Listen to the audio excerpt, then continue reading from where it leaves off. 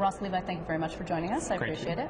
So you really actually just got out of this meeting, and how did it go exactly? It was terrific. It was certainly great to hear the governor's reiterate his very strong commitment to LGBT equality and justice issues, and especially marriage equality. He, as you know, he's been a champion, he's an outspoken champion for a long time throughout the campaign, in the state, throughout session, and it was great to hear that again. He was the one who actually called the meeting. It was the governor's office that spearheaded this whole thing. Were you surprised? I mean, because we are really in the middle of budget season, it's a difficult budget, and yet he is pushing on this track for what is a pretty contentious issue and difficult in the Senate. Yeah, no, we weren't surprised actually, because we have been in continual discussions with the governor and the governor's office on marriage equality, on transgender civil rights issues, and on the full spectrum of our issues. And this is just a continuation of that, another step in those discussions. So, no, it wasn't a surprise. But isn't there some fear that you could antagonize the Senate at a time, when now in Republican hands, of course, at a time when the Senate very much needs to be in the governor's corner on fiscal discipline and fiscal conservative issues that maybe the Assembly Democrats don't want to go along with? I don't think it's about antagonizing at all. I think our elected officials know, first of all, the recent polling says that this is something New Yorkers want, that 57, 58, 59% of New Yorkers want loving, committed same-sex couples to be able to get a marriage license to protect our families, just like all other families. This is a bipartisan issue. There are Republicans that support it in the Assembly. We haven't had any of those Republicans come out publicly and support yet in the Senate. But I don't think it's a matter of D versus R or confrontation. This is a real issue that hits real people, and it's our elected representatives just need to hear the stories of their constituents and hear the widespread support for this issue. So this was a strategy session, or at least that's how it was billed. So what did you come away with in terms of strategy? How is it that you will motivate, aside from telling those personal stories, which have been very powerful, and I think a lot of lawmakers have said that they felt moved by the personal anecdotes of various different people. But how would you move the Senate Republicans, and did you come out of the meeting to do that? It's just democracy in action.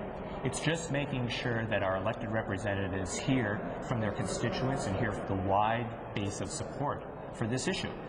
That they understand from a head perspective that this is good public policy for New York State. So, for example, that New York stands to gain $181 million in economic development money by passing marriage equality.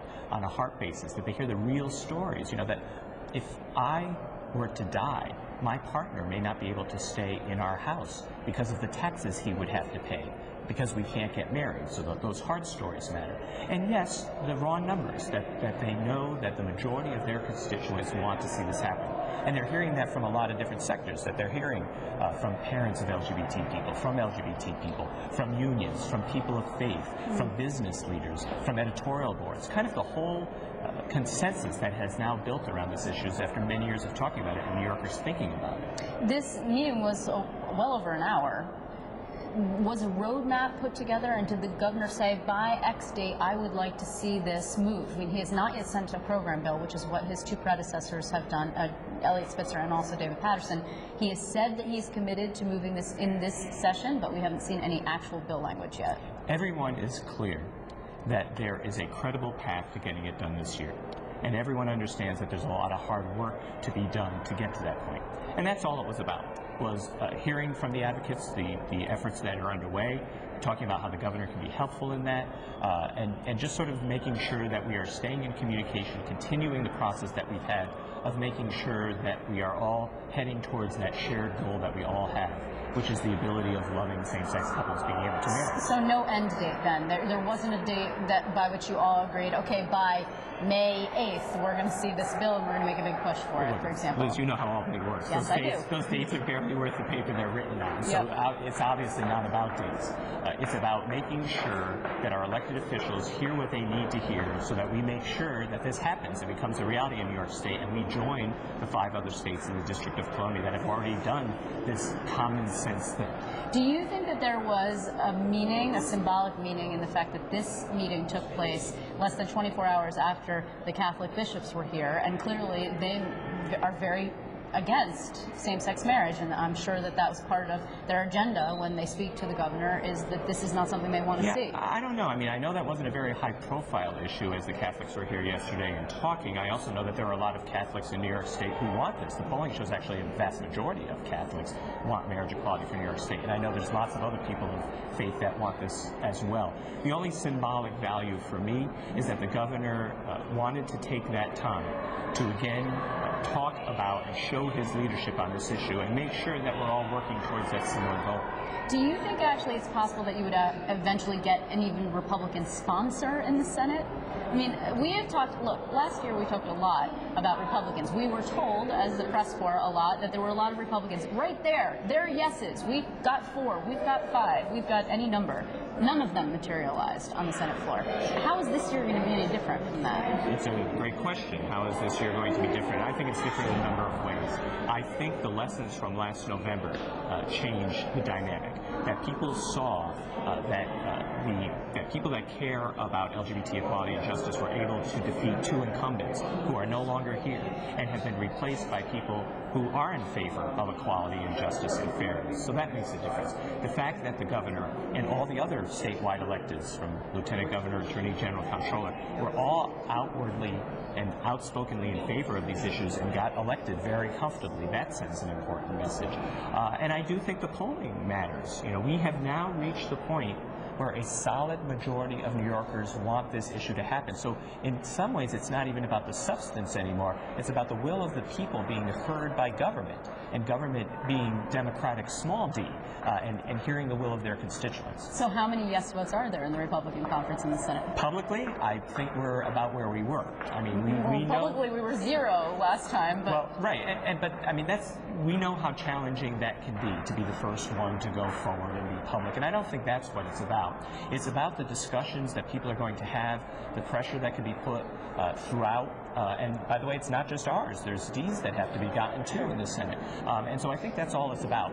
We're not afraid to do that hard work of making sure our elected representatives know that this is the right thing to do and it's what the people want. Do you think that the things that have happened at the federal level, I mean, this seems like a no-brainer of a question, but I wonder how you move from things like the repeal of Don't Ask, Don't Tell and the decision of the Obama administration not to continue to defend the Defense of Marriage Act. How do you translate those things into movement at the state level in New York? I think that's actually pretty easy, because what it does is mainstream these issues. I mean, I've been doing this work for a decade. There was certainly a time that elected officials were very afraid to deal with LGBT issues. That's changed. And when this happens on the state basis or on the national basis, as elected officials, our representatives, get more comfortable dealing with LGBT issues, that sends the message everywhere, including here in New York, that this isn't some radical notion, the idea of treating our neighbors fairly. This isn't some crazy notion of that loving, committed couples need the same protections as all others, that transgender people shouldn't be fired from their jobs for who they are. So it does help a lot in the moment. And just imparting, Lady Gaga, will we see her at the Capitol?